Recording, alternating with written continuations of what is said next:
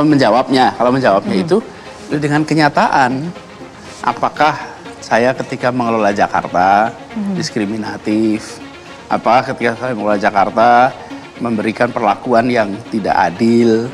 Apakah kemudian cenderung kepada 1-2 kelompok tertentu atau semua dapat kesetaraan? Kan Anies udah 5 tahun tugas. Kenapa terus-menerus dinilai pakai pernyataan? Lihatlah kenyataan. Kenyataannya udah kok. Jadi kalau misalnya dituduh dengan misalnya ya framing apapun juga, itu 2017. Karena itu saya nggak pernah bantah.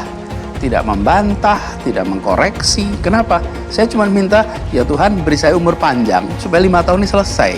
Karena kalau 5 tahun selesai, saya akan jawab semua itu. Semua tuduhan di masa kampanye. Kan ketakutan. Pak Anies, nanti kalau Anies Anda bertugas sih, nanti Jakarta akan jadi begini. Akan. Dan Jakarta udah tuh. Apakah dugaan 5 tahun lalu terbukti? Kalau nggak terbukti, batalin aja itu dugaannya. Kita gunakan akal sehat. Udah terjadi kok 5 tahun. 5 tahun gimana Jakarta? Rasanya Jakarta tenang, tidak ada ketegangan.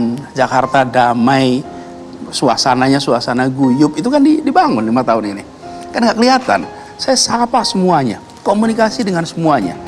Dari mulai yang sepemahaman sama yang tidak sepemahaman. Dan saya tidak peduli apa pikiran mereka di masa lalu.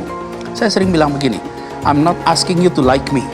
I'm asking you to help Jakarta. Saya nggak minta Anda menyukai saya. Untuk menolak ekstremisme, menolak politisasi identitas, menolak politisasi agama.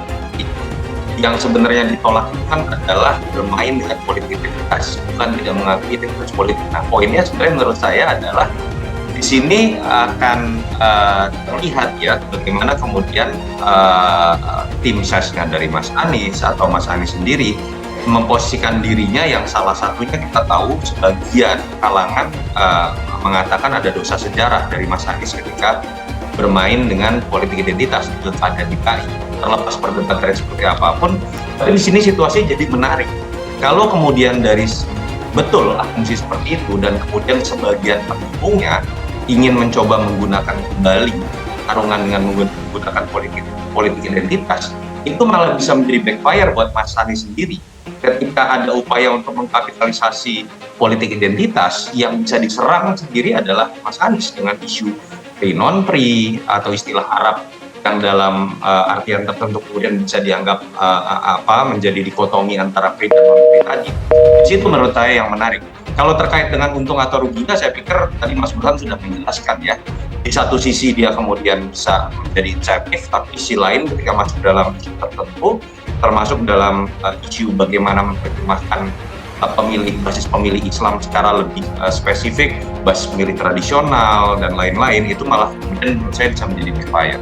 Waktu pemilihan gubernur itu memang tahun politik yang membawa luka paling dalam karena warga Jakarta seperti dibenturkan hanya karena kekuasaan.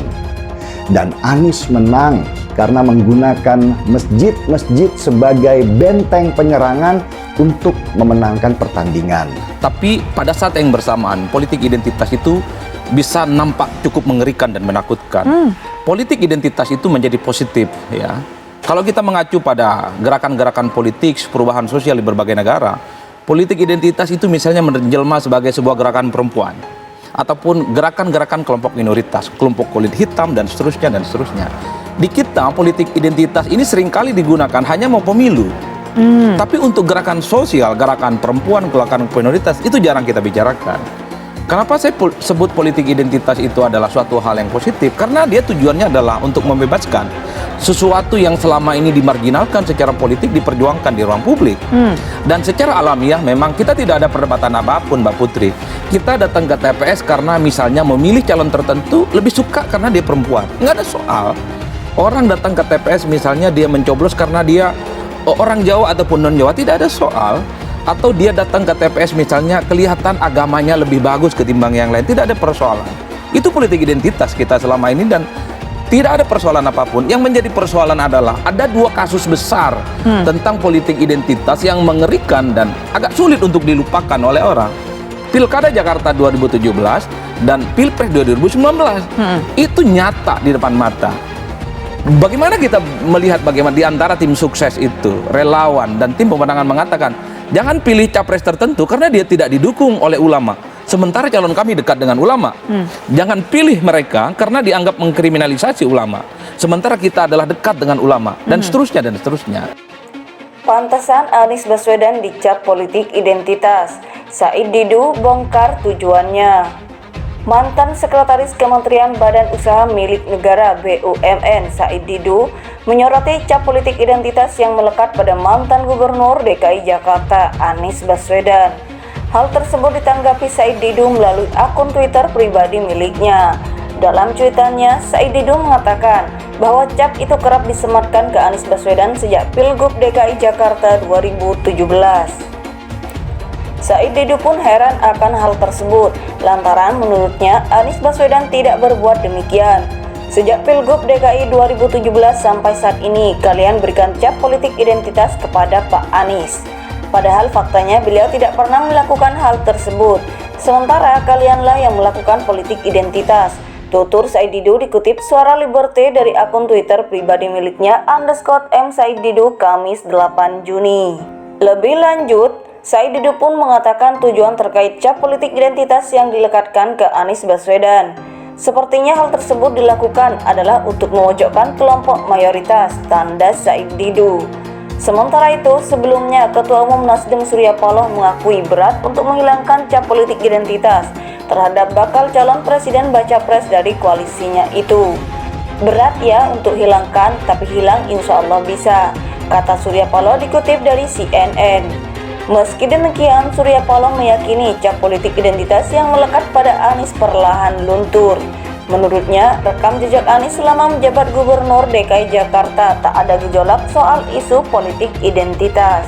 Mantan Sekretaris Kementerian Badan Usaha Milik Negara BUMN Said Didu menyoroti cap politik identitas yang melekat pada mantan Gubernur DKI Jakarta Anies Baswedan.